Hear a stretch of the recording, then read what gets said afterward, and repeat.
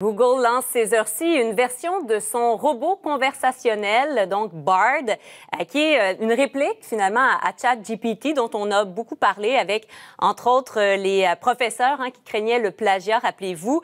Est-ce que Google a en main un produit pour vraiment concurrencer ChatGPT? Avec nous, Bruno Guglielminetti, animateur du podcast d'actualité numérique Mon Carnet. Bonjour Bruno. Bonjour. Parlez-nous de Bard. Je suis pas encore certaine de comprendre, même si on a parlé beaucoup de ChatGPT, là, qu'est-ce que ça fait exactement qu'un robot conversationnel? Bien, essentiellement, c'est un robot, vous le dites, là, qui est basé sur l'intelligence artificielle et qui répond à des requêtes. Donc, si vous désirez avoir de l'information sur un endroit en particulier, si vous désirez avoir une explication de quelque chose, si vous désirez avoir de l'inspiration pour écrire une lettre à quelqu'un, ben vous pouvez lui en faire la demande et comme ChatGPT, comme le chat de Bing qui a été présenté récemment par Microsoft, ben Bard peut faire la même chose, donc générer du contenu, du texte à partir d'une requête qui a été faite. Nous aide avec à peu près n'importe quoi, finalement. C'est ce qu'on comprend, les questions qu'on peut se poser ou, bon, ce qu'on a les réflexions qu'on a à faire, finalement. C'est un peu ça. Oui, effectivement. Et l'idée là-dedans, ben, je vous dirais que Bard, pour le moment, bon, évidemment, c'est important de dire qu'il est ouvert, mais là, pour le moment, c'est uniquement aux États-Unis où les gens peuvent l'utiliser. Oui. Tranquillement, pas vite, on va élargir le bassin.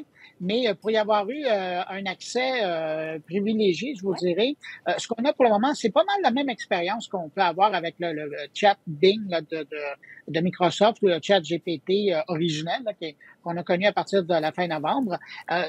Somme toute, c'est ça. C'est un outil qui nous permet de générer du texte. Mais je vous dirais qu'à la grande différence, en tout cas pour le moment, on verra ce que ça va donner, c'est que contrairement à chat Bing, donc de Microsoft, il semble pas être capable d'aller faire beaucoup de recherches sur Internet. Vous savez que c'est un peu le différentiel à l'époque quand on parlait de ChatGPT.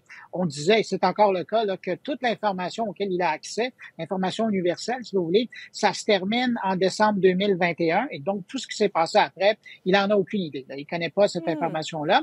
Et l'avantage du chat Bing de Microsoft, c'est que il devait être relié à l'Internet. Et jusqu'à maintenant, on est en train de voir qu'effectivement, il a accès à de l'information plus récente.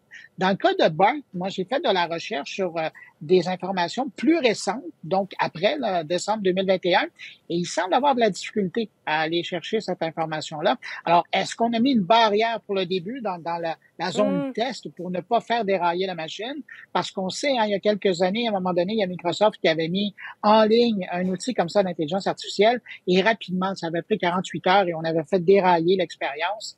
Il était devenu là une machine un peu folle qui avait des propos racistes, xénophobes. Okay. C'était l'enfer et Microsoft avait dû retirer rapidement l'appareil, le service. Bien, c'est intéressant de voir, donc, c'est ça. Certains se mettent à jour, finalement. D'autres, c'est pas clair. Peut-être que ça changera. Mais concrètement, bon, pour ceux qui ont la chance de l'utiliser, qui sont quand même peu nombreux à ce moment-ci, est-ce qu'on accède par le moteur de recherche de Google? Comment ça fonctionne là, pour accéder même à Bard?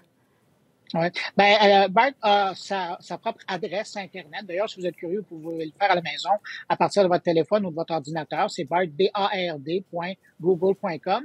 Si vous y allez présentement, ben, puis si vous nous regardez du Canada, on va vous dire que c'est impossible pour vous de vous y brancher, mais on en parle, on en fait la promotion. Et c'est uniquement là, les gens qui mettent leur nom sur la liste. D'ailleurs, la liste d'attente n'est pas ouverte encore au Canada. Là, c'est vraiment pour le moment, là, probablement une question de semaines ou peut-être un mois. La question d'être sûr que ça fonctionne bien, parce que vous en rappellerez peut-être quand Google a fait son lancement, ça a mal été pour eux et l'agent conversationnel, c'est comme ça qu'on appelle ça, avait déraillé un peu avec des réponses qui n'étaient pas tout à fait exactes. Et d'ailleurs, le titre de Google avait vécu un méchant enfer cette journée-là en bourse. Il y avait eu des répercussions. Alors, j'ai l'impression qu'on se garde une petite gêne. Il faut se rappeler aussi que depuis cette conférence-là, il y a le grand patron de chez Google qui a demandé à tous les employés de Google de passer entre 2 et 4 heures avec l'intelligence artificielle par semaine pour l'attester et s'assurer qu'on allait développer ces réflexes. Et vous savez, ces systèmes-là, ils apprennent avec l'expérience. Hein, on appelle ça de l'apprentissage machine. Ouais. Alors, c'est à force de lui poser des questions que ces machines-là apprennent Elles le se comportement raffinent. des utilisateurs. Ben oui. Exactement. Hmm. Exactement. Outre ne pas se faire damer le pion par ChatGPT, que veut faire Google concrètement avec Bard? Est-ce qu'on le sait? Ben, écoutez, répondre à la compétition, c'est vraiment C'est ça, hein?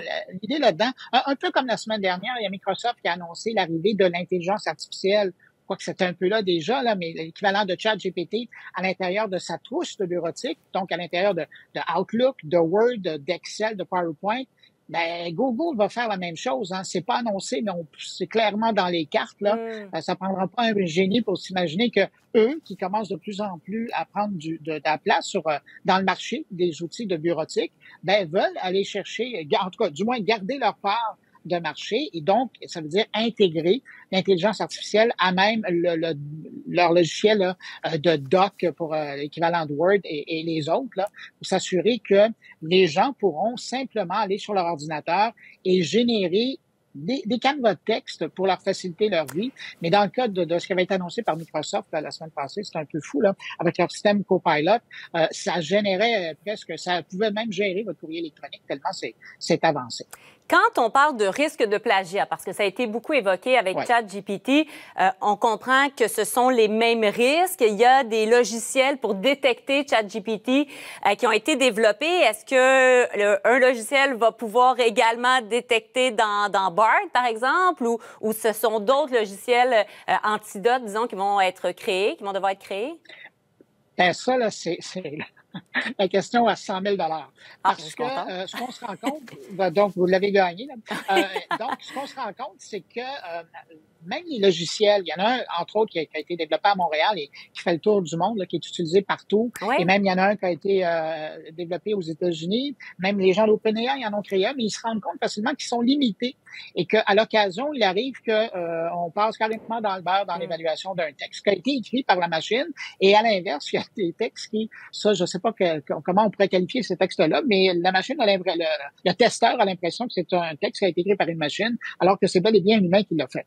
Donc, disons que c'est pas encore au point. Ça aide, ça allume des lumières, mais c'est pas encore au point. Alors, si on a de la difficulté à reconnaître des textes qui sont générés par des machines, est-ce que ce qui est sous le capot chez Google avec son BART a des nuances que les détecteurs ne pourraient pas attraper au passage, ayant déjà la difficulté avec certains textes originaux qui sont générés par leur machine? Ben, ça, on va le voir avec le temps. Donc, des faux positifs, des faux négatifs également, mais tout ça va aussi se raffiner, on le comprend.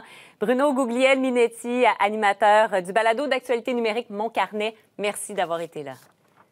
Merci de l'invitation. Bonne fin de journée. Au revoir.